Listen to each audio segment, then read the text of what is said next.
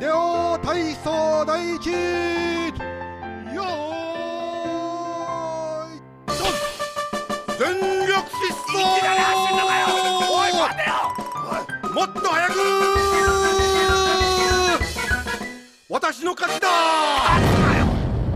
Bonjour et bienvenue dans Superplay. Salut Gauthier. Salut AM, ça va? Ça va et toi? Ça va très bien, merci de me recevoir. Eh ben, pas de problème. Après donc Astérix, qu'est-ce que tu vas nous présenter comme jeu cette fois? Alors là, je vais vous présenter un petit jeu qui s'appelle Gimmick. C'est un petit jeu de plateforme qui a été développé par Sunsoft et qui est sorti en 1992 sur Famicom et sur NES. 92, oh c'est tard ça. C'est tard, c'est la fin de vie de la console. Ouais. En effet, ouais, tout à fait. Et donc, qu'est-ce qu'il a de spécial ce jeu? Alors ce jeu, en fait, déjà au niveau graphique et sonore, il est assez bluffant au regard de la machine sur laquelle ça tourne. Et surtout, en fait, il a un gameplay qui est assez étonnant, qui est très déroutant au début, mais qui devient particulièrement jouissif quand on le maîtrise. Donc en fait, à la base, c'est un petit jeu de plateforme voilà, à la Mario, on saute, on passe des stages, etc. Sauf qu'en fait, on peut générer une étoile. Ok. Cette étoile, en fait, on la génère au-dessus de la tête du personnage, on le verra dans le run. Et cette étoile, elle a deux fonctions. Elle sert d'une part comme projectile pour éliminer les ennemis, et elle sert également pour aider notre petit personnage à atteindre des zones qu'il ne peut normalement pas atteindre avec un simple saut. Tu peux monter dessus donc? Voilà, en fait, on peut monter sur l'étoile et si par exemple on lance l'étoile et qu'on monte dessus, on va aller se balader sur l'écran de jeu avec son étoile. Okay. Et en fait, c'est là où se situe le cœur du jeu et le plus gros du challenge du jeu, c'est qu'il faut se servir de l'étoile, il faut savoir s'en servir. Ça sert quasiment tout au long du jeu. Il faut aussi prendre en compte que l'étoile a un propre moteur physique. Elle obéit à l'inertie, c'est-à-dire que si je la lance sans bouger, elle va avoir une certaine vitesse, elle va aller à une certaine distance. Et si je la lance par exemple dans la phase descendante d'un saut, elle va avoir un rebond plus fort au sol. Et donc elle va aller plus loin, elle va avoir plus de puissance. Donc on verra aussi qu'il faut énormément jouer sur l'amplitude des sauts et l'inertie qu'on donne à l'étoile pour s'en sortir. Ça marche. Voilà. Donc là on va voir tout de suite de quoi je parle avec l'étoile, donc on vient déjà de le voir. Et là en fait je fais une petite figure avec l'étoile, tac, qui me permet d'aller chercher ce petit trésor. Donc ça c'est une figure que je réussis pas tout le temps, là je l'ai tenté sur ce run, c'est passé, j'ai eu du bol. Et donc on vient de voir que j'ai attrapé un petit trésor. Donc ce trésor il sert à quelque chose, il y en a dans tous les stages du jeu, donc il y a 6 stages à la base dans le jeu. Et ces trésors en fait, une fois qu'on les a tous attrapés dans les 6 premiers stages, ça va nous permettre d'aller à un stage caché et d'affronter un true last boss et de voir la vraie fin du jeu.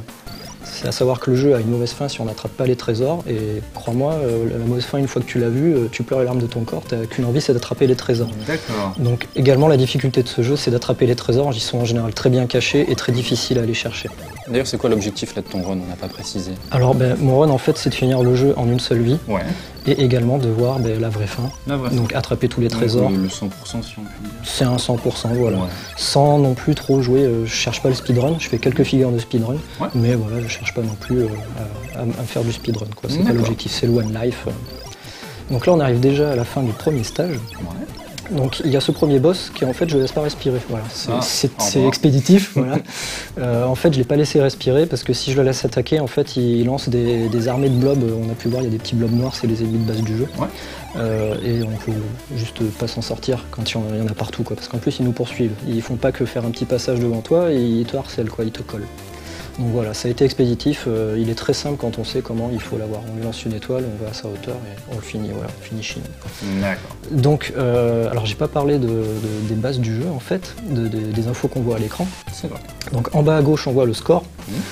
Donc le score c'est pas mon objectif, mais par contre il est primordial pour avoir des extends. C'est-à-dire qu'il y a différents paliers à 10 000, 30 000, 60 000, 100 000, etc. avec des paliers qui augmentent en termes d'écart de points, qui permettent d'avoir des vies supplémentaires.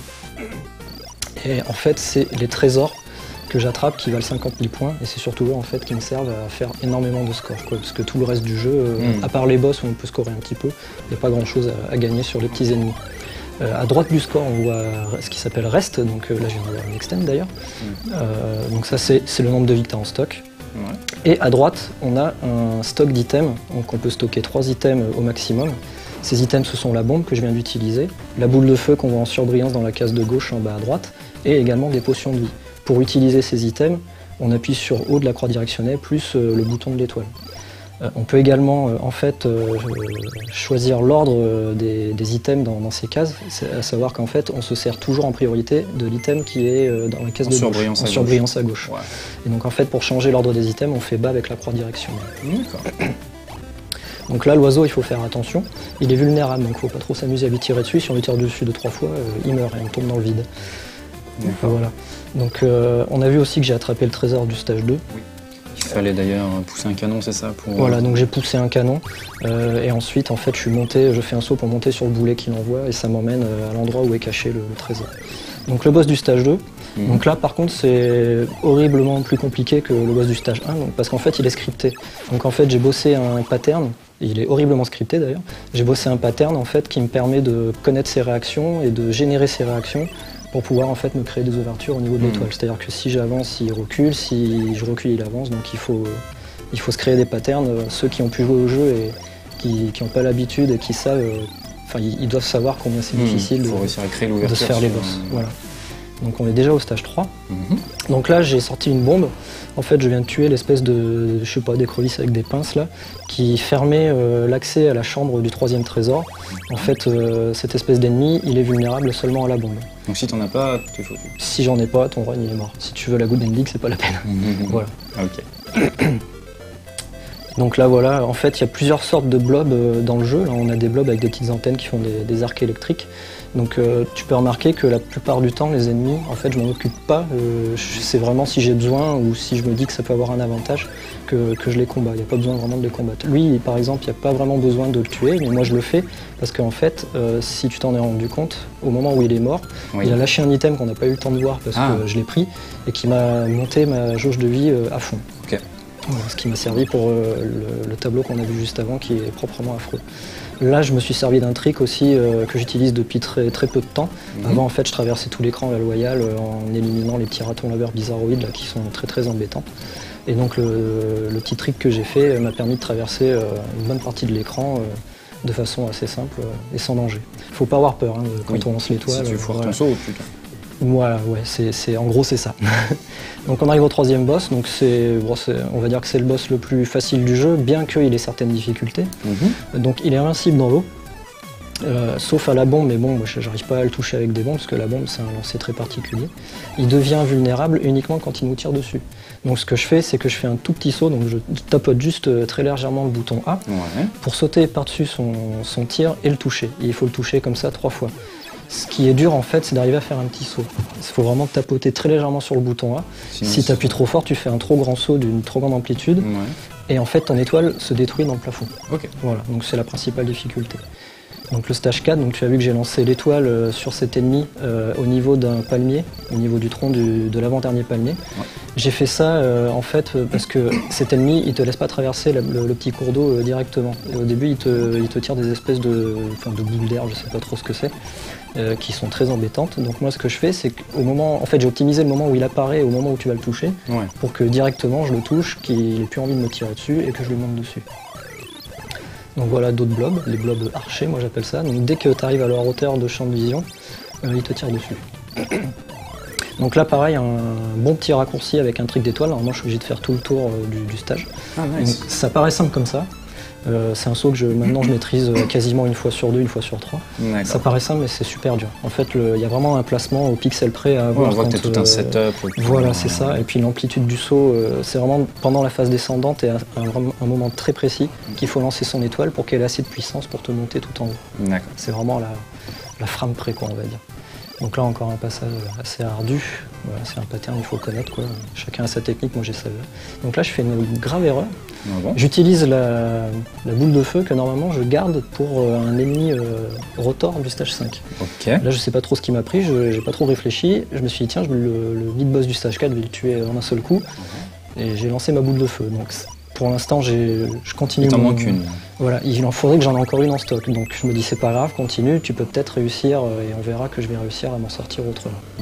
Donc là on a vu le trésor du stage 4 qui est... Moi c'est celui que je préfère choper parce que ça m'obligeait, t'as vu, à faire une figure assez osée quoi. En fait on emmène l'étoile dans le vide, il faut monter sur l'étoile qui nous rapproche assez près du tout petit bout de plateforme qui va nous permettre d'aller chercher le trésor. Donc le boss du stage 4, donc lui il est comme le boss du stage 2, il est scripté à fond. Et donc voilà, tu vois qu'en fait il suffit de le foncer dessus et de sauter par-dessus ces espèces de jets de gâteau de riz. Et donc une fois que je l'ai touché, qui s'est relevé, il rentre dans un mode berserk. Oui, fait. il est énervé. Voilà, donc à partir de là, en fait, moi j'y vais un peu à la bourrin, quitte à me faire toucher, c'est pas grave, il suffit de le retoucher 2 fois, c'est assez simple. Donc là, on arrive à l'avant-dernier stage normal, entre guillemets. Là, ça commence vraiment à devenir très velu au niveau difficulté. Donc on a ce premier petit ennemi qui nous envoie un missile à tête chercheuse, mais en fait, tu as vu que si je reviens à l'écran du haut, le missile disparaît en fait, il ne me poursuit pas. Et une fois qu'on a libéré le passage que obstruait l'espèce de monstre minier, j'ai activé la petite manivelle qui me sert en fait à ouvrir le passage de la chambre du trésor du stage 5. Ok, donc t'es obligé de passer. Voilà, donc là, tu peux voir que je vais récupérer l'item que j'avais envie d'avoir, la boule de feu. Alors comment j'ai fait? C'est que tu as pu voir qu'avant que je tue l'espèce de grenouille pour avoir cet item, Oui. j'avais mon chiffre des centaines et des dizaines dans le score qui étaient les mêmes, c'est à savoir 1. Ok. C'est un script du score. Quand tu as le chiffre des centaines et des dizaines qui est le même, le prochain ennemi tué te donne un item. Si tu as un chiffre impair, un chiffre pair, ou soit 0 ou 5, ça te donnera l'un des 3 items. Donc la fiole, la bombe et la boule de feu. Et donc là, j'ai utilisé ma boule de feu pour éliminer cet ennemi récalcitrant. Ah, on n'a pas vu, d'accord, il y avait un ennemi. Il y avait un ennemi, voilà, on a peut-être eu le temps de voir qu'il m'avait tiré une petite boulette sur ma tête, mais voilà, je l'ai éliminé. Si on le laisse faire, en fait, il nous poursuit, il devient très très bourrin, et il est très dur à atteindre avec l'étoile, donc voilà, je préfère... T'es retombé sur tes pattes. Je suis tombé sur mes pattes. Là, par exemple, j'ai éliminé les ennemis, c'est pareil, en bossant des rebonds assez spécifiques. Et donc là, on est dans la chambre du trésor. Ouais. Donc je refais mon stock en bombe et là en fait je vais te montrer un item caché, c'est un extend caché. Ouais. Je l'ai trouvé tout seul en faisant un peu le pitre sur une partie. Donc voilà, là je viens de le générer. Donc en fait pour le générer, il faut se faire superposer 2 items de bombe. Une fois qu'ils sont parfaitement sur le même plan, ça fait abracadabra, ça fait un espèce d'item magique doré qui me donne un extend. Cool. Donc je l'ai trouvé seul, je sais pas si d'autres l'ont trouvé, moi en tout cas je l'ai pas vu dans d'autres vidéos. Mais voilà, c'est rigolo, je sais pas pourquoi les concepteurs ont pensé à ça, c'est utile aussi. Ouais. Donc voilà, je viens d'attraper le 5e trésor, on a vu que ça demande de la précision et du no stress. Surtout en fait le dernier saut pour aller le choper, qui est en fait faut pas rester sur le petit bloc en entier, faut se décaler un petit peu dans le vide, sinon le saut rate et on tombe dans le vide, on perd une vie. Donc après cette phase de stress là, on a un petit moment pour se poser. Donc des fois, moi ça arrive de lâcher la manette pour me reposer un peu les nerfs avec la nacelle là, qui nous ramène en fait au début de la chambre. Donc voilà, des phases de plateforme dans ce stage qui sont vraiment hallucinantes de dureté avec voilà, on a des espèces de mines qui nous tombent dessus, il faut vraiment y faire gaffe, des tapis roulants qui nous font bouger. C'est bien sûr l'eau ou les pics, ça tue en un coup j'imagine. L'eau ou les pics, ouais, tue en un coup. Exactement. Après les ennemis, quand ils nous touchent, quel que soit l'ennemi, on perd un point de vie. Okay. Alors là, le boss du stage 5, là c'est la première forme, il a 2 formes. Donc vu sa hauteur, on peut l'atteindre qu'avec des rebonds. Donc celui qui veut essayer de passer ce niveau sans maîtriser le rebond, c'est pas la peine. Ouais. Donc tu as vu, il a la cadence de tir qui augmente. Donc faut faire en sorte qu'il soit pas sur toi à sa dernière cadence de tir. Là on a la 2e forme qui arrive, c'est une machine de guerre qui envoie des missiles. Donc tu as vu que je me suis permis de la toucher 2 fois très rapidement quand elle arrive, ça me permet d'avancer dans ses dégâts. Donc voilà, en fait c'est assez simple, il suffit d'éviter les missiles. Ça tire, la machine tire des petits projectiles, et en fait dès qu'elle a tiré le dernier projectile, il faut les compter. Là par exemple il va y en avoir 3 salves. Hop, je tire mon étoile avec un rebond pour que l'étoile aille le toucher sur la tête. Ah, c'est la tête qui est... En fait c'est que si je lui tire de face, le problème c'est que si en même temps il tire un missile, mon étoile va être détruite par le missile. Okay. Je vois. Voilà. Donc on arrive déjà au dernier stage. Alors juste un petit détail, tu peux voir que j'ai des drapeaux roses. Les petits blobs là qui indiquent que les niveaux que j'ai finis avec un drapeau rose, c'est les niveaux où j'ai attrapé les trésors. Ok, sinon ils sont blancs. Okay. Voilà. Donc le dernier stage, donc il y a une première petite phase ici qu'il faut quand même faire attention parce que c'est très glissant et l'élan peut nous emmener, on a vite fait de tomber, voilà c'est ça. Et donc on arrive à la forteresse qui est très bien gardée dès le départ par ces 2 petits monstres là. Donc eux, en fait, pareil, ils ont un script, donc ils te foncent dessus, ou alors, voilà, là, je lui cours après, et au bout d'un moment, à force de lui courir dessus, il va forcément finir par me sauter par-dessus, et c'est à ce moment-là que je vais lui lancer l'étoile. Par-dessus, il faut que je tire, donc je saute et je tire, parce qu'en de face, en fait, soit il a un bouclier, soit il a son maillet, et hop, voilà, on a passé. Donc là, c'est les hostilités, c'est le cauchemar qui commence. Donc en fait, c'est que des tableaux faits avec des espèces de rouages comme on voit ici, des ennemis qui sont très mal placés, qui nous gênent énormément. Donc voilà, il faut servir du rebond d'étoiles pour les éliminer. Des pics, tout ce qu'on aime. Voilà, il y a des pics, donc la moindre erreur, mais c'est la mort assurée, quoi. Et en plus, les concepteurs ont poussé le vice jusqu'au bout, c'est-à-dire que si tu meurs, n'importe où dans le stage, tu recommences forcément au début de la forteresse. Dans les autres stages, tu recommences pas trop loin de là où t'es mort. Mais voilà, le problème c'est que... C'est fourbe. Voilà, c'est très fourbi. Le challenge, il dure jusqu'au bout, quoi. Donc ici, c'est le dernier trésor à choper. C'est le plus dur à attraper. Parce que tu vois que ça nécessite une figure très osée. Ah oui, quand même. Il y a encore ici à passer. Donc on peut soit avec le ressort, soit avec une figure étoile. Donc moi, j'ai vu une figure qu'un speedrunner faisait sur Internet. Voilà, je m'en sers. C'est assez chaud à maîtriser, mais une fois que ça loupe carrément jamais. Là c'est pareil, en fait je traverse cet endroit-là qu'avec des lancers d'étoiles parce que les plateformes, en fait, dès que tu sautes dessus, elles se retournent et tu passes à travers. D'accord. Donc c'est passable en sautant de plateforme en plateforme, mais c'est extrêmement dangereux. Ok. Voilà. Vaut mieux le faire avec l'étoile que tu gères bien. Alors faut bien gérer l'étoile. Ouais. Attention. Bien sûr. Faut bien gérer l'étoile. Si t'as pas la notion d'élan, si tu sens pas que ton lancer va réussir, mais pas. Après c'est de l'entraînement. Moi j'ai recommencé 50 fois avant d'y arriver, quoi. Bien sûr. Donc là j'ai pris une fiole de vie, j'en avais déjà une en stock, mais bon je préfère assurer parce que les boss qui vont venir sont particulièrement récalcitrants. Donc en fait c'est des fioles, alors ça dépend, c'est des fioles qui par moment vont te redonner plusieurs points de vie, je sais pas trop comment ça marche dans le jeu, soit un seul point de vie. Donc voilà, on arrive au premier des derniers boss, donc tu vois que j'ai lancé une étoile avant de rentrer dans la chambre. Oui, tout à fait. Ce qui fait que des fois en fait ce lancer me permet, comment dire, ça fait que le boss reste à une hauteur acceptable pour que je puisse lui faire tout de suite un tir avec un rebond. Ouais, tu l'as touché tout de suite. Je l'ai touché tout de suite. Ok, donc c'était voulu. C'était voulu. Donc il utilise une attaque qui en fait m'englobe d'une bulle. Oui. Cette bulle m'empêche de générer des étoiles tant qu'elle n'a pas éclaté. Ok. Voilà. Donc le deuxième petit boss, dernier petit boss. Donc lui il a une autre attaque, c'est-à-dire qu'il lance des petits pics. Mais lui par contre, du moment que l'étoile a disparu de l'écran, il vient te voir. Ah ouais. Voilà, donc il me fonce dessus, donc il suffit de l'attendre au tournant. Et voilà. Faut pas qu'il soit trop près, faut que tu aies le temps de générer ton étoile, quand même. Et donc là on arrive au boss. Big boss normal quand tu prends pas tous les trésors. Donc pareil, je lance une étoile exprès pour qu'il reste à une hauteur pour que je puisse l'atteindre. Et donc tu vois que je me suis placé tout à gauche et que j'ai mon regard tourné vers la gauche. Pourquoi je fais ça ? Il peut pas me toucher avec des attaques de pique qui tombent, parce que je suis caché un petit peu sous le mur à gauche. Et également, si je me tourne vers la droite, il va systématiquement me toucher en corps à corps. Alors, il arrive que même en me tournant à gauche, il me touche comme là il vient de le faire. Mais en général, il ne me touche pas. Et ce que je fais, c'est que j'attends qu'il m'envoie une bulle pour que moi, en fait, j'envoie une étoile et avec le rebond, en général, ça peut soit l'atteindre, ou alors il reste au corps à corps avec moi. Je crois que c'est ce qui va se passer ici. Voilà. Je compte le nombre d'étoiles en fait que je dois générer avant que la bulle éclate. Ce qui fait que j'arrive à anticiper le moment où lui il va remonter pour éviter mes tirs et je lui tire dessus instantanément. Voilà, comme ça. Il a l'air d'être vraiment coriace. Il est coriace, alors le problème c'est que parfois il reste en l'air très longtemps. J'ai pas encore trouvé de script en fait ou de pattern qui me permettent de le faire descendre à coup sûr. Et c'est un peu le souci, quoi. Le combat peut durer très longtemps contre ce boss-là. D'accord. Donc là, tu as tous les trésors, donc exactement. Stage supplémentaire. Voilà, donc il y a le château qui apparaît, c'est le palais où se cache le boss final, le True Last Boss. Donc, et en fait, le True Last Boss constitue le challenge de ce stage. Tu peux voir qu'en fait, là, il y a des ennemis, mais en fait, ils sont, on va dire, entre guillemets pacifistes, c'est-à-dire que si je leur fais rien, bon, à part ce petit chat-là, lui, il faut que je lui lance un coup d'étoile pour qu'il se barre de mon chemin, en fait. Mais les autres ennemis, si tu les embêtes pas, ils te font rien. Donc en fait, il n'y a aucune difficulté dans ce stage. On va voir qu'en fait, c'est juste le True Last Boss qui constitue le challenge. Ok. Donc là, on va voir, en traversant un troisième petit tapis roulant. Ici, en fait, c'est une salle où tu vois en bas à gauche la fiole.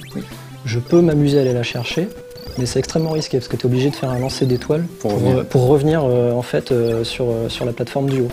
Donc vu que j'ai déjà une fiole en stock, qui me permet de remonter ma vie si ça se passe mal contre le boss final, j'ai pas pris de risque, j'ai pas été la chercher parce que c'est super risqué, autant pas prendre trop de risques. Bien sûr. Donc voilà, on va arriver contre le boss final. Donc les petits chats, voilà, si tu les touches pas, en fait, ils te poursuivent, donc il vaut mieux leur faire un petit coup d'étoile dans le derrière, tout simplement, quoi. Donc voilà, on arrive contre le boss final. Donc là, je fais tout de suite un rebond. tac, qui va passer par-dessus son attaque et qui va le toucher. Donc lui, en fait, il envoie un espèce de mur d'air qui fait pile poil en fait l'amplitude de ton saut. Donc il faut vraiment sauter en bon moment, ni trop tôt ni trop tard, sinon on se fait toucher. Donc une fois la première forme éliminée, il y a la deuxième forme. Voilà, donc lui c'est pareil, si tu avances, il recule, et si tu recules, il avance. Et en plus, il attaque, il y va franco, quoi, le gars. Et le problème, en fait, c'est qu'il a un masque de collision assez bizarre. Ouais. Donc en fait, je pense que c'est son épaule, voire son pectoral. Donc là, en fait, le combat se passe plutôt très bien pour moi, même si je me fais toucher. Je l'ai déjà touché plein de fois et là, il est mort. Oh. Donc d'habitude, je n'ai pas autant de facilité. Voilà, la seule technique que j'ai pour l'instant contre lui, c'est de me mettre à une distance assez optimale pour lui faire un rebond d'étoile. Parce qu'il a l'air assez agressif quand même. Il est très agressif en fait. Et il peut t'acculer dans un coin. Voilà, c'est ça. Des fois, en fait, il te fonce dessus sans prévenir et il saute, il te fait des coups de baguette, il t'envoie des attaques et si t'es acculé, c'est fini, quoi. D'accord. Donc voilà. Et ben c'est terminé.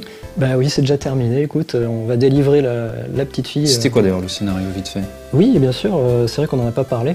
Donc en fait, le scénario, le petit personnage qu'on a vu pendant tout le jeu, le petit dragon vert, c'est une peluche en fait qui est offerte à l'anniversaire d'une petite fille, la petite fille qu'on voit là. Ouais. Le problème, c'est que la petite fille va privilégier ce jouet par rapport à ses autres jouets. Ces autres jouets, ça va attiser leur jalousie et ils vont enlever la petite fille dans un monde parallèle. Donc ni une ni deux, le petit personnage qu'on a, qui s'appelle Yumetaro, va aller chercher la fille dans ce monde parallèle. Voilà, là ils reviennent dans le monde normal, dans la chambre de la jeune fille. D'accord, voilà. C'est mignon. C'est ça l'histoire, sachant que la bad ending, on ne délivre pas la jeune fille. D'accord. Voilà. Et avec la bad ending, quand on l'a, on recommence dès le début du jeu. Là j'ai eu la bad ending, donc on a droit au staff. Enfin la good ending, tu l'as La good, pardon, ouais. La good. Et on a droit au staff, le staff roll, et ça sera la fin du jeu. Et ça sera la fin du jeu, on est obligé de faire reset si on veut recommencer. D'accord. Voilà. Bon, et ben magnifique. Ouais. C'est un bien joli jeu que tu nous as fait découvrir, peu connu, bien qu'il commence un peu à se faire connaître. Ouais, en fait, ce qu'il faut savoir, c'est que c'est un jeu qui, à l'époque, alors c'est sorti sur Famicom et sur NES, mais sur NES, c'est sorti uniquement dans les pays scandinaves. Donc en fait, aux yeux du reste de l'Europe, donc chez nous et surtout aux États-Unis, le grand public n'a jamais entendu parler de ce jeu. C'était vraiment la niche, le milieu underground du jeu vidéo qui connaissait ça. Mais bon, aujourd'hui, grâce aux forums et aux différentes communautés sur Internet, c'est un jeu qui revient sur le devant de la scène. Puis on l'a reconnu pour ses qualités, il est quand même excellent. Ouais, en fait, c'est un jeu qui, à mon sens, mérite de figurer au panthéon des meilleurs jeux de plateforme de la console, parce que franchement, il faut s'y essayer, quoi. Ceux qui peuvent s'y essayer, il est magnifique et il est vraiment jouissif quand on sait y jouer. On vous le conseille. Mais ce n'est pas tout, je crois que tu nous as ramené quelques vidéos de tricks avancés. Oui, j'ai ramené quelques friandises. Alors en fait, c'est des tricks, donc ce que j'appelle des tricks, je réexplique, c'est des lancers d'étoiles qui me permettent en fait de faire des figures assez spectaculaires pour atteindre des niveaux des plateformes ou des niveaux spécifiques. Ok. Donc c'est des choses que je n'utilise majoritairement pas quand je fais des runs parce que c'est extrêmement dangereux ou alors je les maîtrise pas et que je vais passer 5 minutes à essayer de faire mon saut, quoi. D'accord. Donc le premier trick, donc lui pas de surprise, je l'ai fait au début du run. Ah oui, tu nous l'as déjà montré. Voilà. Qui nous permet en fait, normalement il faut faire tout le tour du niveau pour aller chercher le trésor qui est en haut. Et voilà, c'est vraiment juste, on voit que ça c'est très juste. Alors moi quand je vois les speedrunners comme Cypher qui font ça les doigts dans le nez. À force de le faire, ouais, il doit avoir... Mais même moi, des fois je passe une demi-heure à faire que ça et j'y arrive pas, quoi. Donc le Tricks 2, ça par contre je commence à le faire régulièrement parce que c'est pas vraiment dur. Ça permet en fait de passer ce tableau-là, de passer du tableau d'en bas à ce tableau-là directement. Tu vas skipper la partie à gauche. C'est ça, donc il faut bien viser, faut savoir où est la plateforme qui se trouve au-dessus de notre tête, quoi. D'accord. Donc le troisième trick, je crois que c'est le plus spectaculaire. Voilà, c'est au stage 2. Donc il faut savoir que là, en fait, il y a un des boulets de canon voilà, celui-là qui va tomber. Celui-ci, voilà, si on saute, on atterrit directement. Ah ouais, donc tu as rebondi sur ta bombe pour rebondir sur une deuxième bombe. J'ai rebondi sur la bombe, j'ai rebondi sur le boulet de canon et je suis arrivé. Voilà. Oui, donc ça c'est pareil, c'est un trick de speedrunner, moi je l'utilise pas parce que c'est ultra dangereux, quoi. Okay. Donc là pareil, encore un truc ultra dangereux utilisé par un speedrunner. J'ai pas poussé le canon comme je l'avais fait dans mon run. Ah c'est chaud. Sauf que quand tu pousses pas le canon, t'as un mur qui arrive devant toi. Ouais, t'es pas à la bonne hauteur. Voilà, donc j'ai balancé une bombe pour justement m'aider de cette bombe pour quand je tombe dans le vide pour c'est impressionnant. Pour aller, voilà. Donc là c'est un trick un peu anecdotique. Voilà, c'est un petit raccourci pour aller voir le boss du stage 2 avec un simple saut. Qui t'évite d'avoir à passer par le haut. Voilà, ouais. Ça sert surtout pour ceux qui s'embêtent pas à choper les trésors. Mais franchement, faut les choper les trésors. Ça se mérite une bonne fin. Ok. Et voilà, ça c'est une autre technique pour attraper le trésor du Ah stage oui, 4. rien à par voir an. avec ce que tu avais fait. Non, ça peut paraître plus simple, mais moi j'ai pas du tout l'habitude de celle-là, je préfère la mienne. Ouais.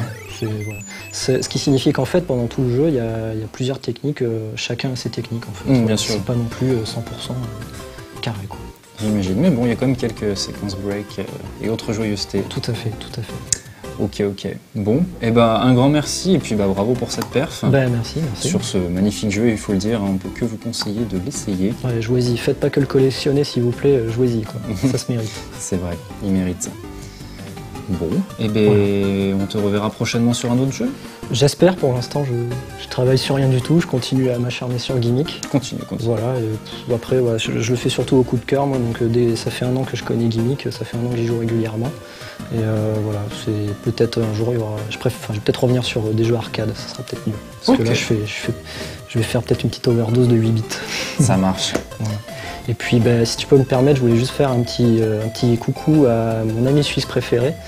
Je pense à ta fille, je pense à ta petite famille, on t'aime tous très fort, voilà. Courage à tout le monde. Ça marche. Bon, allez, je te dis à une prochaine. Une prochaine. Et puis, d'ici là, bon jeu. Merci. Allez, à la prochaine. Ciao.